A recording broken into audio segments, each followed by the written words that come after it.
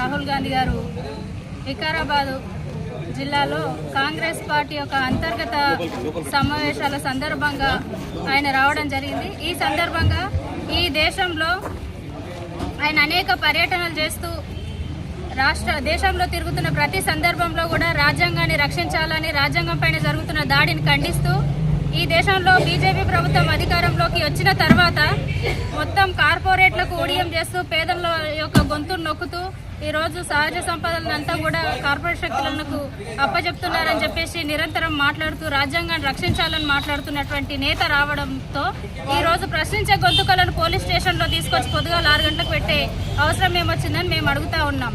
ఈరోజు దేశంలో ఏదైతే పేద వర్గాలకు సంబంధించినటువంటి కఠోరమైనటువంటి కొన్ని చట్టాలను పేదలు పొట్టగొట్టేటటువంటి ప్రజా వ్యతిరేక విధానాలు ఉన్నాయో వాటన్నిటిపైన మీరు దేశంలోనేమో ఒకవైపు పోరాటం చేస్తుంటే ఈ రాష్ట్రంలో ఎందుకు 4 లేబర్ కోడ్లు అమలవుతా ఉన్నాయని చెప్పేసి సందర్భంగా అడుగుతా ఉన్నాం.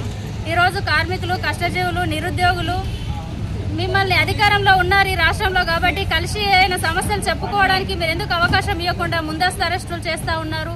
ఈ రాష్ట్రంలో ఉన్నటువంటి విద్యార్థి సంఘాలను కావచ్చు, వివిధ రకాల ప్రజా సంఘాలతో కలిసి మీరు ప్రజావాణిలోకి వచ్చి ప్రజానాటిని ఎందుకు తెలుసుకోలేకపోతున్నారు?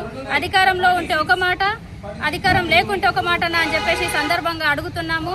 వెంటనే తెలంగాణ అసెంబ్లీ సమావేశాలలో ఏదైతే కేంద్ర ప్రభుత్వం తీసుకొచ్చినటువంటి ప్రజా వ్యతిరేక బిల్లులన్నీ ఉన్నాయో వాటిని రద్దు చేస్తూ ఇక్కడ అసెంబ్లీలో తీర్మానం చేయాలని చెప్పేసి సందర్భంగా మేము కోరుతా ఉన్నాము. ఖచ్చితంగా రాహుల్ గాంధీ గారు ప్రజాక్షేత్రంలోకి రావాలి.